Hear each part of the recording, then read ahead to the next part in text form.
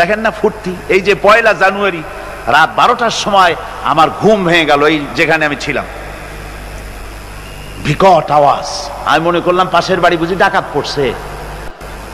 পরে বাড়িওয়ালা আমাকে বললেন যে ডাকাত না, বোধহয় এই নিউ ইয়ার সেলিব্রেট হচ্ছে, নতুন বৎসর উদযাপন হচ্ছে, বোমা দিয়ে শহরবাসীর আরামের ঘুম হারাম করে এগুলি করা হচ্ছে।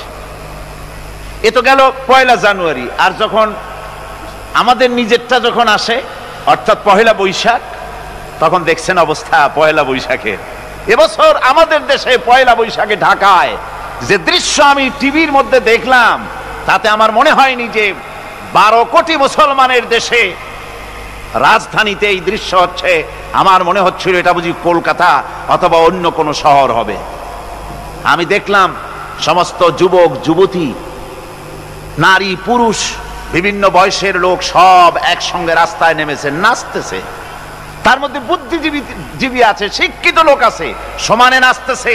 আর তাদের মুখোশ পরা, বানরের মুখোশ, কুকুরের মুখোশ, শূকরের মুখোশ, ঘোড়ার মুখোশ, পাতিশিয়ালের মুখোশ, এই মুখোশ পরে এভাবে নাচতেছে। আমি চিন্তা করলাম নববর্ষের সাথে কুত্তার মুখোশের সম্পর্ক কি? নববর্ষের সাথে পাতি শ্রীগালের মুখোশের সম্পর্ক কি? তাহলে ওরা কি বলতে চায় যে আগামী বছরটা আমরা কুত্তার ভূমিকায় অ্যাক্টিং করব, অথবা শ্রীগালের মতো ধূর্তামি করব জাতির সাথে? তারপরে কি করলো?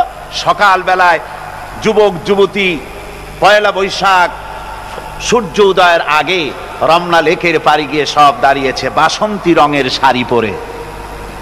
তারপরে সেখানে দাঁড়িয়ে সূর্য উদয়ের পানে তাকিয়ে সকাল বেলায় ভাবে করজোর করে বলছে, এসো হে নববৈশাখ স্বাগতম হে।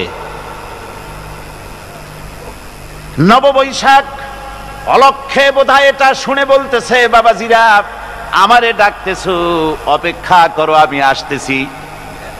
আমারে ডাকতেছো, আমি আসতেছি, কোমরে গামছা বেঁধে আসতেছি, 225 মাইল স্পিডে আসতেছি, 30 ফুট উঁচু জলোচ্ছ্বাস নিয়ে আসতেছি, নববৈশাখের মজা স্বাদ চাখায়।